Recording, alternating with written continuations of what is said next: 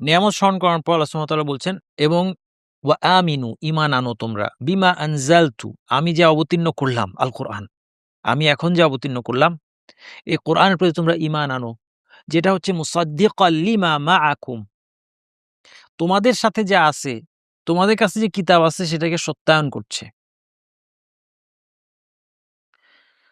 তোমাদের কাছে কি কিতাব আছে? তাওরাত এবং ইনজিল। যদিও তারা ইনজিলকে, ইহুদিরা স্বীকার করে না।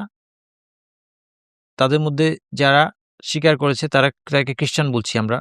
নাসারা বলা হয়েছে তাদেরকে আল কোরআনে। কিন্তু যাই হোক, ইনজিল তাদের কিতাব। ইনজিল বানু ইসরাইলের কাছে প্রেরিত কিতাব। ঈসা আলাইহিস সালামকে কার কাছে পাঠানো হয়েছিল বলেন? ঈসা আলাইহিস সালামকে পাঠানো হয়েছিল বানু ইসরাইলের কাছে। ওয়া আমিনু বিমা আনজালতু মুসাদ্দিকাল লিমা মাআকুম, তোমরা ঈমান আনো ওই কিতাব আল কোরআনের প্রতি, যাকে আমি অবতীর্ণ করেছি তোমাদের কাছে যা আছে সেই তাওরাত ইনজিলের সত্যায়নকারী রূপে। ওয়ালা তাকুনু আউওয়ালা কাফিরিন বিহি, তোমরা একে প্রথম অস্বীকারী হয়ো না। ওয়ালা তাশতারু বিআয়াতি সামানান কালিলা, এবং আমার আয়াতগুলোর বিনিময়ে স্বল্প মূল্য গ্রহণ করো না। ওয়া ইয়ায়া ফাত্তাকুন, এবং আমাকেই ভয় করো। এই আয়াতে বেশ কিছু জিনিস আমার দেখা লাগবে। প্রথমত, আল কোরআন কিভাবে তাওরাত এবং ইনজিলকে সত্যায়ন করছে বলেন তো? সত্যায়ন করা মানে আল কোরআন স্বীকৃতি দিচ্ছে তাওরাত এবং ইনজিল আল্লাহর পক্ষ থেকে এসেছে। এটা মুফাসসিরগণ বলছেন ২ টা পদ্ধতিতে। একটা হচ্ছে তাওরাত এবং ইনজিল ভবিষ্যৎ অনুযায়ী যখন কোরআন এবং নবীর আগমন হলো, তখন তাদের কাছে এবং মানুষের কাছে প্রমাণ হয়ে গেল যে এই তাওরাত এবং ইনজিল আল্লাহর কাছ থেকে আগত কিতাব। নতুবা এটা তো মিলত না। তাওরাত এবং ইনজিল যেভাবে বলছে যে এরকম নবী আসবেন, সেভাবেই নবী আসলেন, কোরআন নিয়ে আসলেন। মিলে গেল। তাহলে এই মিলে যাওয়ার ফলে অনেক কিছু প্রমাণ হয়ে যায়। এমনকি আল্লাহর অস্তিত্ব প্রমাণ হয়ে যায়। কেউ বলে যে সাধারণত আল্লাহর অস্তিত্ব তো মানুষ বিবেক দিয়ে, তার স্বাভাবিক যুক্তি দিয়ে বুঝতে পারে। মহাবিশ্বের নিদর্শন প্রত্যক্ষ করে, নিজের মধ্যে যে নিদর্শন আছে সেগুলো প্রত্যক্ষ করলে আল্লাহর অস্তিত্ব বুঝতে পারে। কিন্তু এটাও আল্লাহর অস্তিত্ব বোঝার একটা উপায়। কারণ তাওরাত, ইনজিল, কোরআন, এই ৩ টা, হয় এই কিতাবগুলো সবই আল্লাহর কাছ থেকে আসছে এবং তারা সবাই মুসা আলাইহিস সালাম, ঈসা আলাইহিস সালাম, মুহাম্মদ সাল্লাল্লাহু আলাইহি ওয়াসাল্লাম সবাই আল্লাহর রাসূল ছিলেন, অথবা তারা মানুষ, তারা মিথ্যা বলেছেন, তারা বানিয়েছেন। কিন্তু যখন এটা মিলে যাচ্ছে এগুলোর বক্তব্য, ৩ টা ভিন্ন সময়, একজনের সাথে আপনার দেখা হয় নাই। মুসা আলাইহিস সালামের সাথে ঈসা আলাইহিস সালামের কোনো দেখা সাক্ষাৎ কিচ্ছু হয় নাই। তার সাথে নবী মুহাম্মদ সাল্লাল্লাহু আলাইহি ওয়াসাল্লাম, এবং ভবিষ্যতে কি আসবে সেটা কিভাবে বলবেন? হুম? কেউ যদি মিথ্যা বলেও অবশ্যই খুব যুক্তিবাদী মানুষ, সে বলবে যে সে তো ভবিষ্যৎ বলতে পারবে না। তাহলে তাওরাত এবং ইনজিল যখন বলল যে এরকম একজন নবী আসবে এবং সেই বিবরণ অনুযায়ী সেই নবী আসলেন, তাইলে প্রমাণ হয়ে গেল ৩ টাই আল্লাহর কাছ থেকে এসেছে। তার মানে ইভেন আল্লাহর অস্তিত্বও প্রমাণ হয়ে গেল। কেউ যদি বলতে চায় যে আমি এটা দিয়ে আল্লাহর অস্তিত্ব প্রমাণ করব, সেটাও সে প্রমাণ করতে পারে। তাইলে এটা হচ্ছে কোরআন কর্তৃক তাওরাত ইনজিলের সত্যায়ন। যেভাবে বলা হয়েছে তাওরাত ইনজিলে সেভাবে কোরআন আসলো। ২ নম্বর উপায় হচ্ছে উভয়ের মাঝে যে মিল আছে। অর্থাৎ দ্বীনের মূলনীতির ক্ষেত্রে সমস্ত নবী রাসূলদের মেসেজ একই। সবাই তাওহীদের দাওয়াত দিয়েছেন। সবাই আখিরাতের কথা বলেছেন। সব নবীর ধর্মে সলাত ছিল। সব নবীর ধর্মে সিয়াম ছিল। হ্যাঁ? সকলের ধর্মে এই বেসিক যে ইবাদতগুলো, মৌলিক ইবাদত, যদিও বিস্তারিত হতে পারত, হয়তোবা দেখা যাবে যে মুসা আলাইহিস সালামের জাতি ইহুদীদের সালাত ছিল হয়তো ২ ওয়াক্ত। আমাদের হচ্ছে ৫ ওয়াক্ত। এজন্য মুসা আলাইহিস সালাম বলেছিলেন ৫ ওয়াক্ত। মিরাজের রজনীতে নবী মুহাম্মদ সাল্লাল্লাহু আলাইহি ওয়াসাল্লাম যখন ৫ ওয়াক্ত সালাত নিয়ে আসছেন, তখন মুসা আলাইহিস সালাম বলেছিলেন যে, "না, আরো কমায় তুমি ২ ওয়াক্ত নিয়ে আসো। তোমার উম্মত এটা আদায় করতে পারবে না।" এবং আমরা প্রমাণ দিচ্ছি এখন। আমরা মুসলিমরা, দুঃখের বিষয়, আমরা প্রমাণ দিচ্ছি যে আমরা আসলে এতই অযোগ্য যে মাত্র ৫ ওয়াক্ত সালাত, যে সালাতের মধ্যে শুধুই আমাদের কল্যাণ। দুনিয়া এবং আখিরাতের কল্যাণ। হাইয়া আলাল ফালাহ, কল্যাণের দিকে আসো। সেই ৫ ওয়াক্ত সালাতও আমরা আদায় করতে যে ব্যর্থ, এই মুসা আলাইহিস সালামের কথাই যে ঠিক, এটা আমরা প্রমাণ দিচ্ছি। কিন্তু নবী মুহাম্মদ সাল্লাল্লাহু আলাইহি ওয়াসাল্লাম বললেন যে, "না, আমি আমার সংকোচ হয়। আর কমাইতে আমার সংকোচ হয়। ৫০ থেকে কমাইতে ৫ এ আনছি। এখন এটা কমায় ২ এর মধ্যে নিব।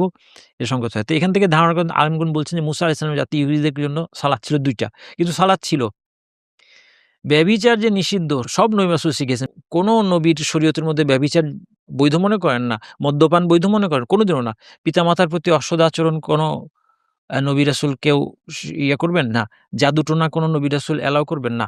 তাহলে এই যে সবগুলো দ্বীনের মূলনীতির মধ্যে মিল, তাইলে তাওরাত ইনজিলের মধ্যে যে দ্বীনের মূলনীতি পাওয়া যায়, ইভেন বিকৃত হওয়ার পরেও। আপনি বলবেন যে এটা তো বিকৃত হয়ে গেছে। হ্যাঁ, এমনকি এখনো স্কলাররা বলেন, কি বলেন?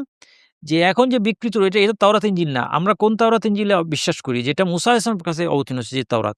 ঈসা আলাইহিস সালামের কাছে অবতীর্ণ হয়েছে যে ইনজিল সেটা।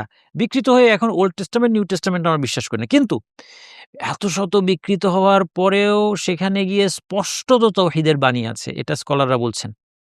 এবং তারা ধরা যাক ইনজিলের মধ্যে নিউ টেস্টামেন্ট, ওল্ড টেস্টামেন্টের মধ্যে এটা তো খ্রিস্টানরা ২ টাই স্বীকার করে। এগুলোর মধ্যে স্পষ্টত তাওহীদের কথা থাকলে থাকা সত্ত্বেও তাওহীদের বাণীগুলোকে বাদ দিয়ে তারা ওই সন্দেহযুক্ত যেগুলোর মানে একাধিক ইন্টারপ্রিটেশন সম্ভব সেখান থেকে তারা তৃত্ববাদ বা ইত্যাদি শিরক গ্রহণ করছে। বিকৃত হওয়া সত্ত্বেও সেখানে স্পষ্ট তাওহীদের বাণী আছে, এটা স্কলাররা বলে থাকেন, আমি যাচাই করি নাই। আচ্ছা, এরপর নবী রাসূলদের ঘটনাবলীর মধ্যে যে আশ্চর্য মিল কোথা থেকে আসলো? এটা যদি কেউ চিন্তা করে যে এই যে আশ্চর্য মিল এবং অমিল, কারণ ইহুদি বিশেষভাবে ইহুদিরা এবং খ্রিস্টানরা কিন্তু বিশেষভাবে ইহুদিরা যখন তাওরাতকে বিকৃত করেছে, নবী রাসূলদের চরিত্রে ভীষণভাবে তারা কালিমা লেপন করেছে, কলঙ্কিত করেছে নবী রাসূলের চরিত্রকে। আল কোরআন সেই ঘটনাগুলোই বর্ণনা করেছে, কিন্তু নবী রাসূলদেরকে সেই কলঙ্ক থেকে মুক্তি দিয়েছে এবং সেটাই সঠিক। নবী রাসূলদের চরিত্র কখনোই এরকম হতে পারে না যেটা ইহুদিদের বর্ণনার মধ্যে আসছে। এজন্য তাফসীরের অনেক বর্ণনায় নবী রাসূলের অনেক ঘটনা আপনি পড়লে খটকা লাগবে। কারণ এগুলো ইসরাইলিয়াত আমরা বলেছিলাম না? বনু ইসরাইলের কাহিনী, ইহুদিদের কাহিনী। এটা বর্ণনা করা বৈধ। কারণ অনেক সময় এটা কাজেও লাগে। মুফাসসিরগণ বর্ণনা করেছেন কারণ এটা বৈধ। নবী সাল্লাল্লাহু আলাইহি ওয়াসাল্লাম অনুমতি দিয়ে গিয়েছেন। কিন্তু বলেছেন যে না, সত্য মিথ্যা বলা যাবে না এটাকে। সত্য না মিথ্যা বলা যাবে না। এই বর্ণনাগুলো অনেক সময় ঘটনার গ্যাপ বুঝতে আমাদেরকে সাহায্য করে। পুরো ঘটনাটা বুঝতে সাহায্য করে। এইজন্য মুফাসসিরগণ বর্ণনা করেছেন। কিন্তু আপনি দেখবেন যে সেখানে অনেক কিছু আমার খটকা লাগবে যে আরে নবীর চরিত্র এরকম কিভাবে হয়? আপনি নিশ্চিত থাকবেন যে কোরআনের মধ্যে এটা নাই, এটা অবশ্যই ভুল। নবী রাসূলের চরিত্রে তারা কলঙ্ক লেপন করেছে। আল কোরআন সেখান থেকে মুক্ত করেছে। তাইলে আল কোরআন যদি কেউ নিজে লিখত তাহলে তাকে কি করতে হইতো সেই যুগে? প্রথমত বিভিন্ন তাওরাত, ইনজিলের বিভিন্ন ভার্সন ছিল। বিভিন্ন ভার্সন সারা বিশ্বে ঘুরে এটা সংগ্রহ করতে হতো। এটা একটা পিএইচডি টপিক। এবং তারপর সেগুলো একত্র করতে হতো। সেগুলোকে এডিটিং করতে হতো। তাকে বিভিন্ন ভাষা জানতে হতো। তারা সারা বিশ্বে তাকে ভ্রমণ করতে হতো। কারণ সেখানে তো আর এখন ChatGPT তে সার্চ দিলে চলে আসবে না। যেটা একটা নবী মুহাম্মদ সাল্লাল্লাহু আলাইহি ওয়াসাল্লাম এর কোনটাই করেন নাই। তিনি রীতিমতো নিরক্ষর ছিলেন। তিনি আরবি ভাষা ছাড়া কোনো ভাষা জানতেন না। তিনি কোথাও ট্রাভেল করেন নাই। তিনি ইহুদি পণ্ডিতদের কাছে পড়েন নাই, খ্রিস্টানদের কাছে যান নাই, ইহুদিদের কাছে যান নাই।